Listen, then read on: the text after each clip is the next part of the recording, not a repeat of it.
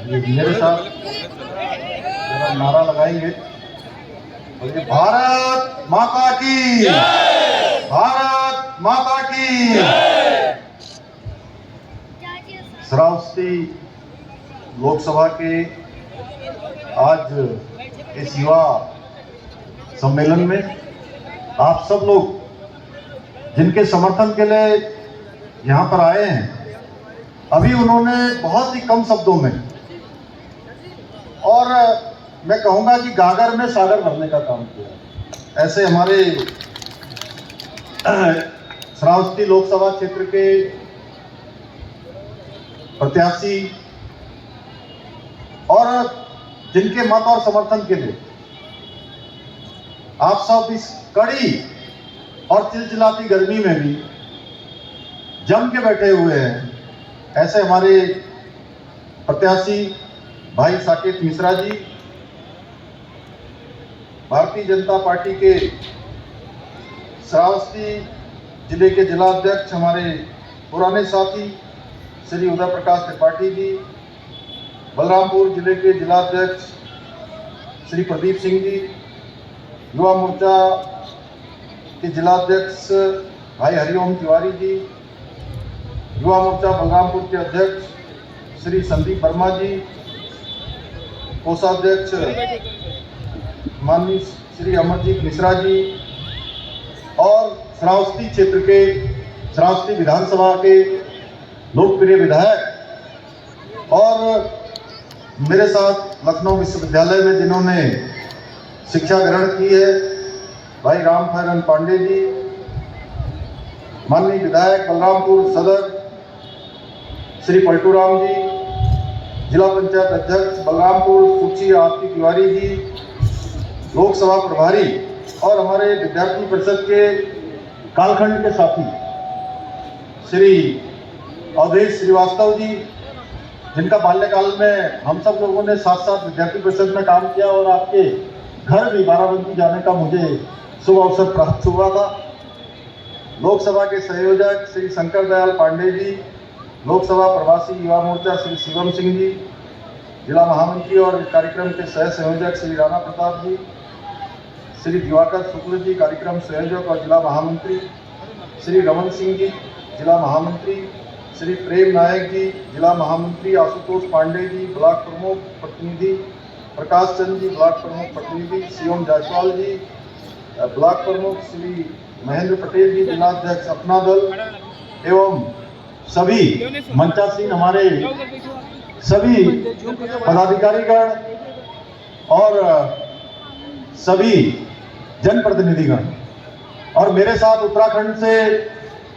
उत्तराखंड सरकार में मंत्री आदरणीय श्री विनय रोहेला जी, जो पूरे हमारे कार्यक्रमों के भी समन्वयक है और इस कार्यक्रम में पधारे हमारे सभी बड़े बुजुर्ग, सभी उपस्थित माताएं, बहनें, मेरे सभी नौजवान साथियों, मैं सबसे पहले तो आप सब, चूंकि मैं आज के इस कार्यक्रम में कुछ विलंब से आप सबके बीच में पहुंचा हूं और आज बड़ा शुभ दिन है। आज जहां अक्षय तृतीया है, आज भगवान परशुराम जी की जयंती है और जब मैं आप सबके बीच में आज भगवान बुद्ध की तपोस्थली, महाराजा सुहेलदेव की पराक्रम भूमि और उत्तराखंड देवभूमि की तरह ही यह भी देवभूमि कहे जाने वाली इस श्रावस्ती की पावन धरा में आप सबके बीच में आया हूं।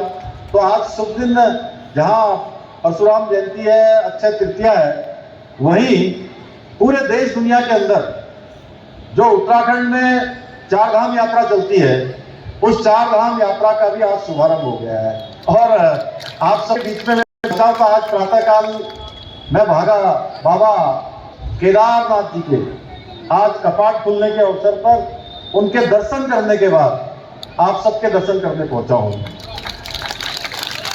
भाइयों बहनों, मैं सबसे पहले तो आप सबकी इस उपस्थिति को और जो मैं जोश देख रहा हूं और वास्तव में क्योंकि लंबे समय तक मैंने विद्यार्थियों के बीच में काम किया है, मैंने नौजवानों के बीच में युवा मोर्चा में काम किया है, तो कभी भी नौजवानों का, विद्यार्थियों का, युवाओं का कोई कार्यक्रम होता है तो उसमें जोश और ऊर्जा भरपूर होती है। तो मैं आप सबके अंदर भी वही जोश और ऊर्जा देख रहा हूं जो इस गर्मी को भी हरा रही है। इस चिलचिलाती धूप, ये टेम्परेचर जो लगातार हमको तपाने का काम कर रहा है, आप उसको भी ठंडा करने का काम कर रहे हैं। मैं अपनी ओर से आप सबका अभिनंदन करता हूं, आप सबका स्वागत करता हूं अपनी देवभूमि के मुख्य सेवक के नाते। भाइयों बहनों, ये जो क्षेत्र है श्रावस्ती का क्षेत्र, जहां हमारी जो विचारधारा है उस विचारधारा का ये बड़ा गढ़ रहा है, जहां पूज्य अटल बिहारी वाजपेयी जी और राष्ट्रऋषि नानाजी देशमुख की भी एक कर्मभूमि रही है। भाइयों बहनों, आज मैं आप सबके समक्ष श्रावस्ती लोकसभा क्षेत्र में, जिनको माननीय प्रधानमंत्री मोदी जी ने, केंद्रीय संसदीय बोर्ड ने आप सबकी सेवा का अवसर के लिए, आप सबकी सेवा करने के लिए, आप सबके विकास को आगे बढ़ाने के लिए यहाँ का प्रत्याशी बनाकर आप सबके बीच में भेजा है भाई साकेत मिश्रा जी। उनके लिए देवभूमि से आकर आप सबका मत, आप सबका समर्थन, आप सबका आशीर्वाद मांगने के लिए आया हूं। आज मेरे सामने जो युवा मोर्चा के साथी बैठे हैं, मैं कह सकता हूं कि किसी भी देश के अंदर जब भी देश का इतिहास लिखा जाता है तो उसमें नौजवानों की बहुत बड़ी भूमिका होती है। नौजवान युवा इतिहास बनाने का काम करते हैं। वो जो ठान लेते हैं वो करके दिखाते हैं। चाहे जितने देश के अंदर आंदोलन हुए हों, दुनिया के अंदर आंदोलन हुए हों, दुनिया के अंदर कोई परिवर्तन हुआ हो, उसके अगर अग्रदूत कोई बने हैं तो आप जैसे नौजवान और युवा बने हैं। भाइयों बहनों, आप सब लोग भी अगर एक ठान लें कि साकेत मिश्रा जी को, ये जीत तो रहे हैं यहां से, लेकिन एक बड़े बहुमत से जिताना है, घर घर कमल खिलाना है, घर घर जो है विकास पहुंचाना है, अगर आप एक ठान लेंगे तो कोई असंभव काम नहीं होगा। और इसलिए मैं आप सबसे कहना चाहता हूं कि आज 10 तारीख हो गई है और अगले 15 दिन जो बचे हुए हैं, 15 दिन में से भी मात्र 13 दिन जो चुनाव प्रचार के हैं, क्योंकि आज से ठीक 13 दिन बाद चुनाव प्रचार बंद हो जाएगा। तो भाइयों बहनों, आपने संकल्प लेकर जाना है कि आपने माननीय प्रधानमंत्री मोदी जी की जितनी योजनाएं हैं, जो उन्होंने देश के अंदर बड़े बड़े काम किए हैं, चाहे कश्मीर में धारा 370 समाप्त हुई हो, देश के अंदर सीएए का कानून लागू हुआ हो, या 3 तलाक की कुप्रथा समाप्त हुई हो, या श्रावस्ती जिसका भगवान राम से एक अभिन्न रिश्ता नाता है, उनका भव्य और दिव्य मंदिर बनकर तैयार होना हो, ये सारे के सारे ऐसे काम माननीय प्रधानमंत्री मोदी जी के नेतृत्व में कुशलतापूर्वक संपन्न हुए हैं। इन सबको हमने घर घर तक ले जाना है। और योगी जी की जो कल्याणकारी नीतियां हैं, योगी जी ने जो उत्तर प्रदेश के अंदर काम किया है, योगी जी और मोदी जी की जोड़ी ने जिस डबल इंजन में जो तेजी से उत्तर प्रदेश को आगे बढ़ाने का काम किया है, और जिस प्रकार से हर क्षेत्र में उत्तर प्रदेश आज उत्तम प्रदेश बना है। उत्तर प्रदेश एक जमाने में, क्योंकि मैं भी यही लखनऊ विश्वविद्यालय में रहकर लगभग 10 वर्षों तक मैंने शिक्षा प्राप्त करने का काम यही किया है, ये सौभाग्य मुझे इसी धरती पर मिला है। तो मैं कह सकता हूं किस समय से उस समय एक समय था जब इसकी गिनती बीमारू राज्य के रूप में होती थी। बीमारू राज्य से आज उत्तम प्रदेश बनाने का काम, उत्तर प्रदेश को आगे ले जाने का काम मोदी जी और योगी जी की ये डबल इंजन की सरकार कर रही है। ये डबल इंजन की जो सरकार है, हर क्षेत्र में आज विकास को आगे बढ़ाने का काम कर रही है। इसलिए भाइयों बहनों, ये केवल सांसद चुनने का चुनाव नहीं है, ये आदरणीय प्रधानमंत्री मोदी जी के नेतृत्व में विकसित भारत का संकल्प पूरा करने का चुनाव है। भारत को दुनिया का सिरमौर भारत बनाने का चुनाव है। भारत दुनिया की 5वीं अर्थव्यवस्था बन गया है। आप सबको पता है, दुनिया के अंदर आज जब कोरोना महामारी का सामना करते हुए दुनिया के बड़े बड़े देश जो एक अच्छी अर्थव्यवस्था को चलाते थे, उनकी अर्थव्यवस्थाएं चरमरा गई। ऐसे समय में भी उस ब्रिटेन को, उन अंग्रेजों को पीछे करके, जिन्होंने सैकड़ों वर्षों तक हमारे देश के अंदर हुकूमत चलाने का काम किया, उनको पीछे करके 5वें नंबर की अर्थव्यवस्था 11वें नंबर से मोदी जी के नेतृत्व में भारत बन गया भाइयों बहनों। और बहुत जल्दी दुनिया की नंबर 1 की अर्थव्यवस्था भारत बन जाएगा। मोदी जी का संकल्प है कि तीसरे टर्म में, मोदी जी के तीसरे टर्म में भारत तीसरे नंबर की अर्थव्यवस्था बन जाएगा। आदरणीय मोदी जी ने 10 वर्षों में देश की दशा और दिशा को बदलने का काम किया है। दुनिया के अंदर बड़े बड़े भारत ने इंफ्रास्ट्रक्चर के क्षेत्र में काम किया है। आज दुनिया आश्चर्यचकित है कि किस प्रकार से काम हो रहा है, चाहे विश्व स्तरीय इंफ्रास्ट्रक्चर हो, रिंग रोड्स हो, हाईवे हो, एलिवेटेड रोड्स के साथ मेट्रो रेल हो, मोनो रेल हो, under water metro, Vande Bharat जैसी अनेक परियोजनाएं जिन पर आज देश की पहचान पूरे विश्व के अंदर बनी है। भाइयों बहनों, मोदी जी की सरकार ने अनेक ऐतिहासिक निर्णय लिए हैं, क्योंकि भाजपा जो कहती है वो हर हाल में करती है, और यही मोदी जी की गारंटी है। भाइयों बहनों, क्योंकि मोदी जी ने 140 करोड़ भारतीयों को अपना परिवार मानकर काम किया है। उसके लिए गरीब कल्याण की अनेक योजनाएं यहाँ पर देश के अंदर लागू हुई हैं। हर गरीब के जीवन को आगे बढ़ाने का काम हुआ है, उसके जीवन को सहायता देने का काम हुआ है। ऐसे अनेक काम हुए हैं। भाइयों बहनों, मैं देवभूमि उत्तराखंड से आया हूं, इसलिए पूरे देश दुनिया उत्तराखंड को एक अलग दृष्टि से देखती है। उत्तराखंड का एक देवभूमि का मूल स्वरूप है। उसके मूल स्वरूप को हमने कहा कि किसी भी कीमत पर वहां के मूल स्वरूप को हम खराब नहीं होने देंगे, उसके साथ छेड़छाड़ नहीं होने देंगे। जो बड़े पैमाने पर लैंड जिहाद चलता था, उस लैंड जिहाद के खिलाफ हमने वहां पर अभियान चलाया और 5000 एकड़ से भी ज्यादा जमीन उत्तराखंड के अंदर सरकारी अवैध कब्जों को हमने मुक्त करवाने का काम किया है।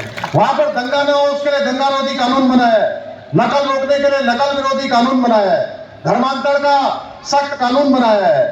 ऐसे अनेक कानून उत्तराखंड के अंदर बनाए हैं। और सबसे बड़ी बात, आपने देखा होगा कल देश के अंदर आंकड़े आए हैं, जनसंख्या में 1950 से लेकर अभी तक किस प्रकार से एक बहुसंख्यक हिंदू जनसंख्या में 14% की घटोतरी हुई है।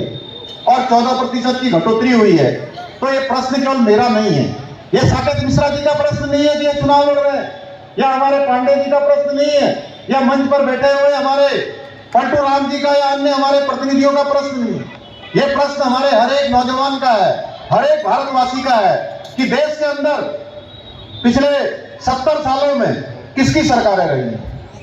देश के अंदर 60 साल तक एक पार्टी की सरकार रही है भाइयों बहनों, कांग्रेस पार्टी की सरकार, और उसमें से भी एक परिवार का शासन 55 वर्षों से अधिक समय तक रहा है। और हिंदू जनसंख्या लगातार घटती गई है, क्योंकि इन्होंने हमेशा सनातन को हतोत्साहित करने का काम किया है, हमेशा तुष्टीकरण को बढ़ाने का काम किया है। उसी का कारण है इस प्रकार का एक डेमोक्रेटिक चेंज देश के अंदर आया है। इसलिए भाइयों बहनों, मैं देवभूमि उत्तराखंड से आया हूं। देवभूमि उत्तराखंड ने एक देश का ऐतिहासिक काम माननीय प्रधानमंत्री मोदी जी के नेतृत्व में कर दिया कि उत्तराखंड हिंदुस्तान का पहला राज्य हो गया जहां समान नागरिक संहिता का विधेयक बन चुका है। भाइयों बहनों, सबके लिए एक समान कानून उत्तराखंड में होगा। और मुझे खुशी है ये आप सबके सामने बताते हुए कि जो काम उत्तराखंड में हो गया, आगे चलकर मोदी जी के नेतृत्व में भारतीय जनता पार्टी ने संकल्प लिया है कि पूरे देश के अंदर समान नागरिक संहिता का कानून लागू होगा।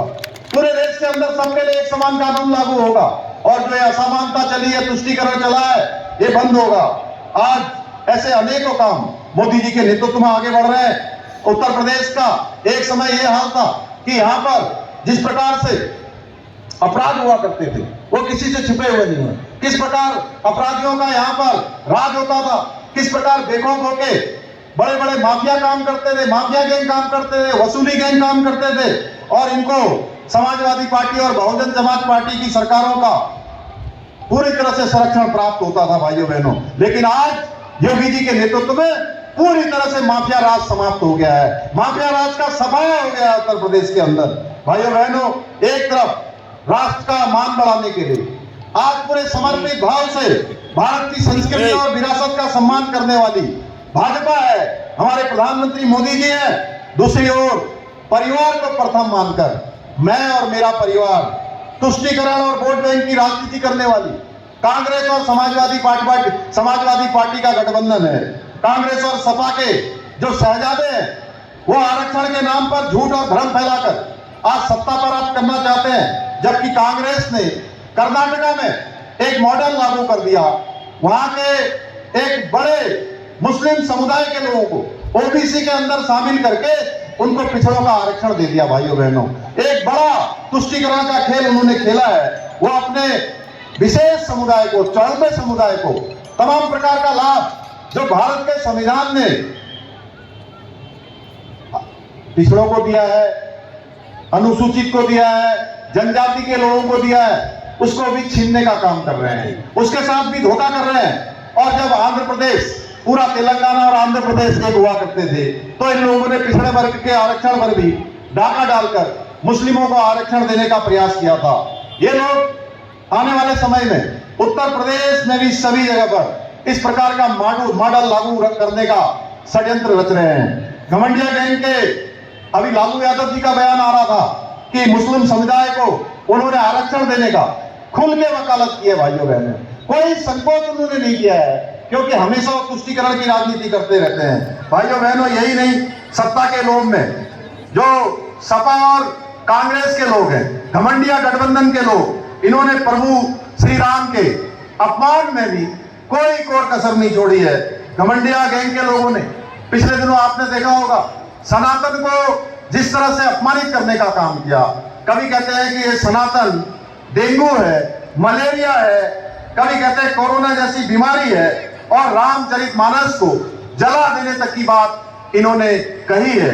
किसी को प्रभु श्री राम काल्पनिक नजर आते हैं तो कोई तुष्टीकरण में अंधेरा होकर, अंधे होकर श्री राम मंदिर के विरुद्ध अदालत में वकीलों की फौज खड़ी कर देते थे। भाइयों बहनों, कितने सारे अड़ंगे इन्होंने राम मंदिर बनाने में लगाए, हम भूल नहीं सकते। ये लोग राम मंदिर की प्राण प्रतिष्ठा की खुशी मनाने वालों को अपनी पार्टी तक छोड़ने पर मजबूर कर देते हैं। बहुत सारे लोग, आपने कल्की वाले हमारे वो महाराज अभी पार्टी छोड़कर भाजपा में शामिल हो गए। इतना अपमानित किया कि वो राम मंदिर की प्राण प्रतिष्ठा में आए थे। इसका खुलासा हाल के दिनों में जिन्होंने कांग्रेस छोड़ी है उन्होंने किया है। भाइयों बहनों, आपको तय करना है कि जहां एक तरफ ये परिवारवादी पार्टियां जो आज सरकार बनाने के लिए चुनाव में खड़ी नहीं है, सबको पता है कि सरकार इनकी बनने वाली नहीं है, ये अपना अस्तित्व बचाने के लिए, अपनी पार्टियों को बचाने के लिए, अपने भ्रष्टाचार को छुपाने के लिए ये आज चुनाव के मैदान में है। एक तरफ देश के अंदर समान नागरिक संहिता चाहिए या मुस्लिम शरीयत का कानून चाहिए, ये हमको तय करना है। देश एक समान कानून से चलेगा, समान नागरिक संहिता से चलेगा या शरिया के कानून से चलेगा। आपको अगले 5 सालों के लिए मोदी जी के 5 साल मजबूत सरकार चाहिए या ऐसी सरकार जो 5 सालों में 5-10 प्रधानमंत्री बनाने का अभी से लोगों के सामने बखान करते हो, ये घमंडिया गैंग चाहिए। अगर मजबूत नेतृत्व चाहिए तो आप सब लोग मेरे साथ बोलिए, एक बार फिर मोदी सरकार, एक बार फिर मोदी सरकार। भाइयों बहनों, हम सभी को मिलकर ये तुष्टीकरण और वोट बैंक की जो घटिया राजनीति को करारा जवाब देना है। और 25 मई को भाजपा के प्रत्याशी श्री साकेत मिश्रा जी, जो कि बहुत पढ़े लिखे हैं, बहुत विजनरी हैं और इस क्षेत्र को आगे ले जाने का काम करेंगे। और मैं कह सकता हूं, जितना मैं इनको जानता हूं, इनकी पृष्ठभूमि को जानता हूं, ये यहाँ के हर एक नौजवान को आगे बढ़ाने के लिए, हर एक माता बहन के कष्ट के निवारण के लिए, इस क्षेत्र के विकास के लिए आपके वकील बनकर काम करेंगे। क्यों करेंगे ना, वकील बनकर काम, हाँ, आपकी वकालत करेंगे। दिल्ली हो या लखनऊ हो, आपकी वकालत करेंगे, इस क्षेत्र को आगे बढ़ाएंगे। इसलिए आप लोगों ने इनको भारी बहुमत से विजय बनाना है। मैं यहाँ पर मौजूद युवा शक्ति से अपील करता हूँ कि सभी योजनाएं और उपलब्धियां जो मोदी सरकार की है, योगी सरकार की है, जन जन तक पहुंचाइए और शरावती में कमल खिलाने के लिए जन जन को प्रेरित कीजिए, जन जन को घर से निकालिए। और 25 तारीख को जिस दिन मतदान होगा ना, आप सबका मुकाबला किसी से नहीं होने वाला है, न समाजवादी पार्टी से होने वाला है, न बहुजन समाज पार्टी से होने वाला है, न कांग्रेस पार्टी से होने वाला है। भारतीय जनता पार्टी के कार्यकर्ताओं का जो मुकाबला है, वो जो तापमान है ना, हमारा टेम्परेचर, गर्मी, उससे होने वाला है। इसलिए आपने चुनौती को स्वीकार करना है कि तापमान कितना भी होगा, कि हम स्वीकार करते हैं कि हम लोगों को घर घर से लाएंगे। बोलिए, स्वीकार करते हैं, लोगों को घर घर से लाएंगे, मतदान केंद्र तक ले जाएंगे। अरे जोर से बोलिए भाई, आवाज नहीं आ रही है। मतदान केंद्र तक ले जाएंगे, कमल वाला बटन दबाएंगे, कमल वाला बटन दबाएंगे। तो मुझे पूरा विश्वास है कि श्रावस्ती लोकसभा क्षेत्र से इस बार आप कमल खिलाएंगे और आदरणीय प्रधानमंत्री मोदी जी को तीसरी बार प्रधानमंत्री बनाने में अपना योगदान देंगे। श्रावस्ती से साकेत मिश्रा जी को अपना सहयोग और मत देकर यहां से सांसद चुनेंगे। इसी आशा और विश्वास के साथ मैं आप सबका दिल की गहराइयों से धन्यवाद करता हूं। और आज से चारधाम यात्रा जो शुरू हुई है, इस चुनाव के बाद 25 मई के बाद जब आपका मतदान हो जाएगा, आप सबको मैं आमंत्रित करता हूं कि आप सब चारधाम यात्रा में आइए और भगवान के दर्शन कीजिए। आप सबका बहुत बहुत धन्यवाद। जय हिंद, जय भारत, भारत माता की, भारत माता की। मैं हरि ओम तिवारी जी से मैं चाहूंगा